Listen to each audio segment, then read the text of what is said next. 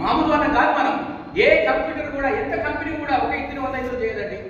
100 ఇస్తే 99 చేస్తుంది. మనం మాత్రం ఒక ఇద్దరు 100 ఇతరులు చేస్తాం.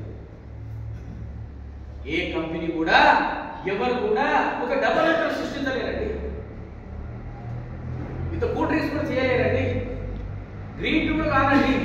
మన రైతు పండించిన పంటల ద్వారానే ఇక్కడనే మన ఐదులంటే తినేది కానీ తాగేది కానీ ఏదైనా కానీ ఈ ప్రపంచంలో ఏ వస్తువైనా కానీ పుట్టిన సమస్య కానించి మనం రైతు పండించిన పంటల ద్వారానే ఏదైనా తినేది తాగేది వస్తుందండి ఈ ప్రపంచం. అట్లాంటి అపర బ్రహ్మలం మనం ఎవరో ఏదంటే పిల్లలు ఇస్తలేరు, అవమానిస్తున్నారు, చేస్తున్నారు అంటే మనమే చేసుకుంటాం. మనం మర్చిపోయిన మొదలు మనం బ్రహ్మలమని, మనం అన్నదాతలమని, మనం రాజులమని మనం మర్చిపోయిన మొదలు వాళ్ళు కాదు, మనం మర్చిపోయిన సోదరులారా గుర్తు చేయడంగా భారతీయ సంస్థ వచ్చింది దగ్గరికి ఇంతమంది.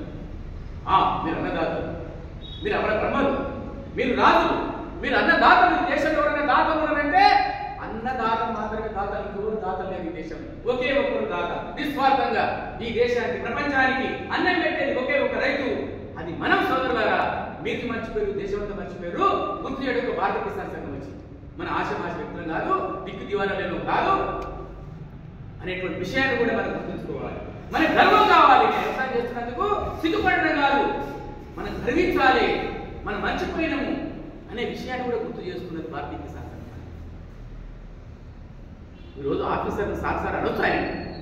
ఆయన పెద్ద చదువుకున్నాడు కావచ్చు, ఆయన చదువులో చదువుకున్నాడు కావచ్చు, వ్యవసాయంలో మనం చదువుకున్నాం. ముందే చెప్పాడు కదా పొద్దున, ఎవరున్నా లేకపోతే దేశం ప్రపంచం నడుస్తుందండి. వ్యవసాయదారులు లేకపోతే ప్రపంచం దేశం నడవదు. ఆకలి చావు ఒక్కడు కూడా ఈరోజు ఆకలి చావు లేదు.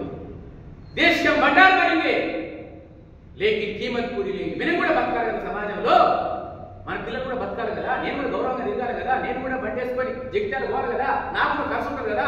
ఈ ఖర్చు నేను మోసం చేసి అన్యాయం చేసి సంపాదించింది కాదు కదా, నా కష్టానికి రావాలి కదా. ఎక్కడికెళ్ళి వస్తుంది? నేను పండించిన పంటలకు వెళ్ళి నాకు లాభం రావాలి, అది నా ఖర్చు, నా కుటుంబం నడవాలి.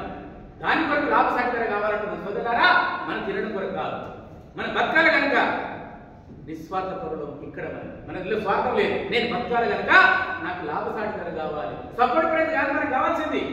ఖర్చు మూలంగా ఒక ఎకరానికి ఇంత ఖర్చు, ఇంత పంట పడుతుంది, నాకు ఎంత లాభం ఇస్తే నేను బతుకుతా అనేటువంటి లెక్కలేసి ఇవ్వాలి అని ప్రభుత్వానికి భారతీయ సంస్థగా పుట్టిందా దీని కొరకు సోదరులారా. దేని కొరకంటే లాభసాటిగా అది సాధించి తీరుతాము, సాధిస్తాము, లాభదాటి సాధిస్తామని ఆ విధంగా మన భారతీయ కిసాన్ సంఘం దీని కొరకు పనిచేస్తుంది అనే విషయాన్ని కూడా మనం గుర్తుంచుకోవాలి. దేని కొరకు అంటే దీని కొరకు. ఆ సబ్సిడీకి, ఈ సబ్సిడీకి, మాఫ్ చేయి, గది మాఫ్ చేయి, ఇది గది అది కాదు మనకు కావాల్సింది. సరే ఎంత ఖర్చు అంటే కానీ ఖర్చు వంగనే కదా లాభం ఇచ్చేది.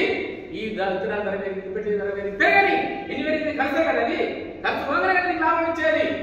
దాని మీద మన పోరాటం కనిపిస్తే ఈ సబ్సిడీ, ఆ సబ్సిడీ, ఇవన్నీ కాదు మనకు కావాల్సింది. మనం పండించిన పంటకి లాభసాటి ధర కావాలి, దానివల్ల నా కుటుంబం బతకాలి. దీని కొరకు ఆలోచించాలి అనేటువంటి విషయాన్ని గుర్తు చేయడం కొరకు భారతీయ కిసాన్ సంఘం మన దగ్గరికి వచ్చింది. మనం రైతుల దగ్గరికి వెళ్ళాలి, గ్రామానికి వెళ్ళాలి.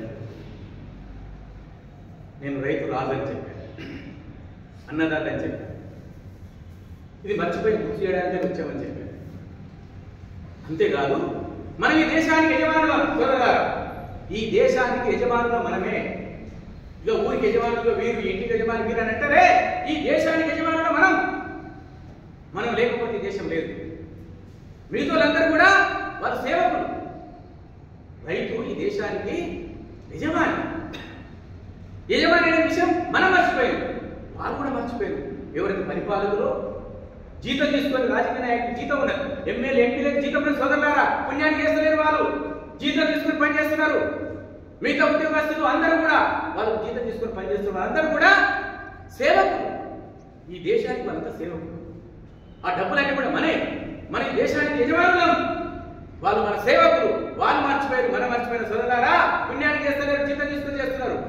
40 మంది కలిసి మనం ఒక ఆఫీసర్ దగ్గరికి వెళ్ళి ఏమైనా పని కాలేదంటే ఆయన ఏమైనా జవాబు చెప్తే ఏమైనా పుణ్యాన్ని చేస్తున్నావా, జీతం తీసుకుంటారేమో అని ఎవరెవరు అంటారు. ఎన్నిసార్లు రావాలి మీ దగ్గర, వ్యవసాయం చేయాలా, మీ చుట్టూ తిరగాల అని ఎవరెవరు అనాలి కదా. అనాలంటే నా ఎంత 30 మంది ఉంటే నాకు ఆ మాట వస్తుంది, లేకపోతే రాదు. అటు సార్ అని చేతులు కట్టుకొని, అరే ఇంత పెద్ద వాళ్ళు ఏ ఆఫీస్ కన్నా వెళ్తే కూర్చోండి అని చెప్పి ఆఫీసులో ఎవరైనా ఉన్నారా ఈ జగిత్యాల?